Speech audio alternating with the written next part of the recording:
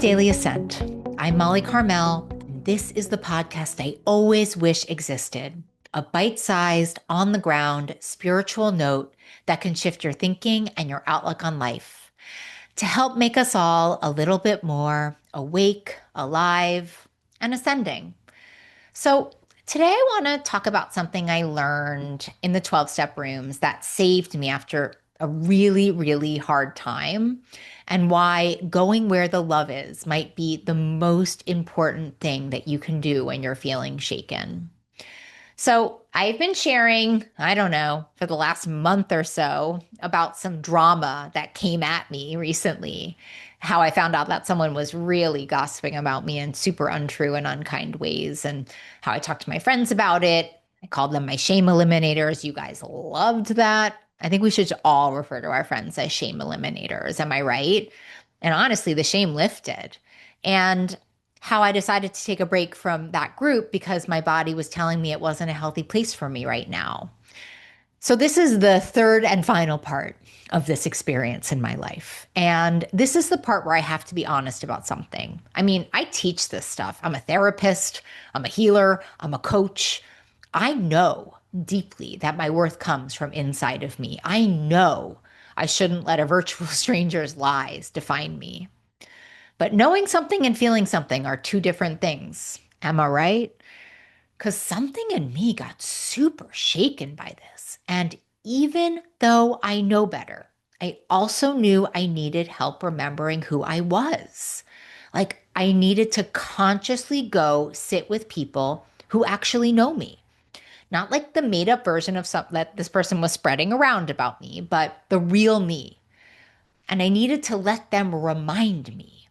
So I just did this thing for 10 days. This is my treatment plan for myself. I just filled my calendar with my people. I had coffee with my friend Eileen, and we sat there for like 2 hours just talking about everything, her stuff, my stuff, life, all of it, not even the problem itself. And I just left feeling lighter than I had in days. And then Tuesday, I went on a walk with my friend Michelle. And honestly, there's something about like walking side by side with someone you love and not making eye contact, power walking moms just moving together. It's like your nervous system syncs up or something. I came home from that, felt like I could breathe again, right? Wednesday, I had dinner with Karen. Thursday, I had dinner with my friend Lauren. And every single time, the same thing happened. I would walk in still carrying some of that residue, that sticky, icky feeling of being gossiped about, of being misrepresented, probably misinterpreted, of having someone out there saying things about me that aren't true. And then I would just sit together with one of my heart friends, and we'd talk. Not even about this. And we'd laugh. God, we laugh so much. And we'd celebrate each other's wins and we'd hold each other's hard stuffs. We'd just be together. And every single time for this 10-day excursion, I would leave feeling myself again. Wild. I left feeling excited about life and grateful and solid in a way that I hadn't felt since before this whole thing started. And here's the wild part, at least for a girl like me. At the meals that I was at, which is a significant amount, like I was hardly hungry. And that's not who I am as a person. Like I barely touched my plate when I was at dinner with my friends. And I attribute that to feeling so full from the connection that my body just like didn't need anything else because there was no hole to fill. I was already full. And that's really when it hit me. That's the whole thing, right? When we're properly nourished, really nourished, we don't need the substitutes. And so we have a repeat. We have a repeat for our pocket sage. Can't stop, won't stop, ascenders. We got Courage to Change Daily Reader from September 3rd. It says, "Today I will seek out the people who support my growth and well-being. I will spend time with those who see my worth even when I cannot see it myself. I do not have to earn love. I only have to put myself in places where love already exists." See why I had to use it again? Let me read that again for those of you in the back. Today, I will seek out the people who support my growth and well being. I will spend time with those who see my worth even when I cannot see it myself. I do not have to earn love. I only have to put myself in places where love already exists. And man, I love that part. I do not have to earn love because I think that's a little bit of what I was trying to do when I was trying to like stay in that group and prove myself and show that I belonged. I was really trying to earn something. But with Karen and Michelle and Lauren and Eileen, I don't have to earn anything. That love's already there and it's pure and it's real and it's pretty unshakable. And I love our word of the day so much today. It's nourishment. Nourishment is what happens when you stop going to empty wells and start going to where the water is.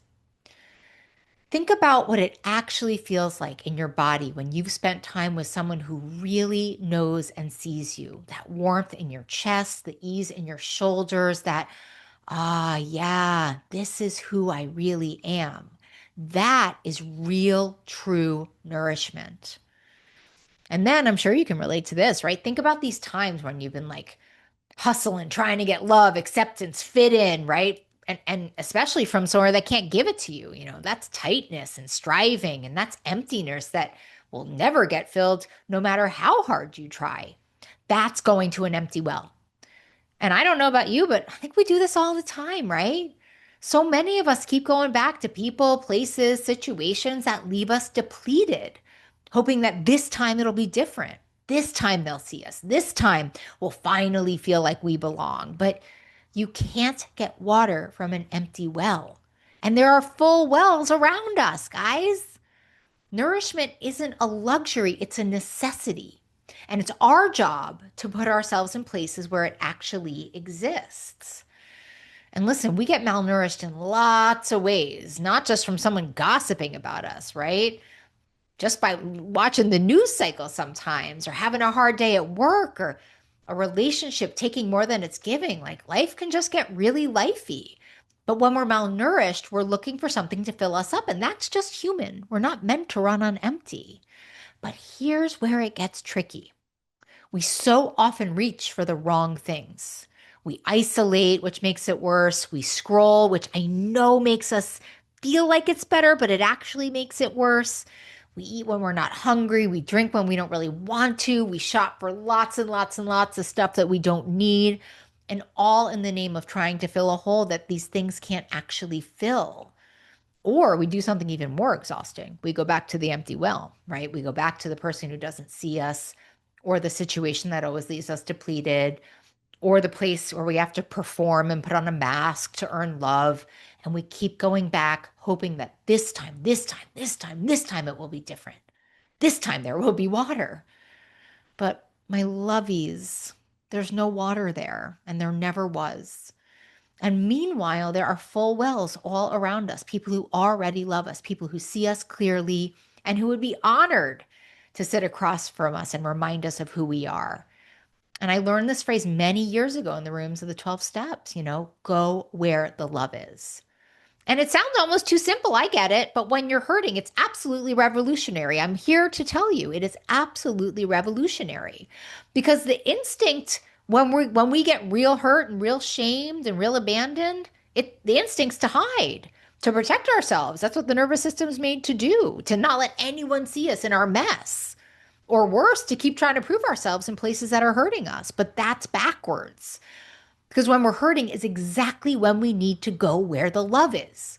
When we're shaken up, it's exactly when we need to be around the people who truly know us, right? And when we're questioning ourselves, it's exactly when we need to have someone look us in the eye and remind us of what's true. So, that week, every coffee, every walk, every dinner, it was literally medicinal. Not because my problem was solved, not because we just sat and talked. It wasn't like a therapy session, it was just I was in the presence of love, the kind of love that reminded my whole system, my brain, my body, my heart, my spirit, that I am not just okay, but I'm very lovable. And that one person's lies just, doesn't get to define me. And I'm still working on that, but I am going where the love is. It's just not that complicated, right? It might be the most important thing that you do when you're hurting. And here's my reflective question for you today. When you're feeling depleted or shaken, where do you go for water? Isolating, reaching for substitutes, empty wells? Or are you going where the love is? It's more than one question, but it's a really, really good one. And listen, if you're someone who is filling this emptiness with food, who eats when you're lonely, when you're hurt, when you're questioning yourself, namaste. I see you and I get you. And there is another way. In my Stop Starting Over system, we learn how to nourish ourselves with connection instead of numbing with food. And we learn how to go where the love is and try instead of trying to fill the hole with something that's not going to satisfy it. So if you're curious about working together, I'm so curious about working together. And you can learn more in the show notes or by going to mollycarmel.com. And no matter what, I am right here with you, Ascenders, learning to go where the love is. We rise together. Until next time.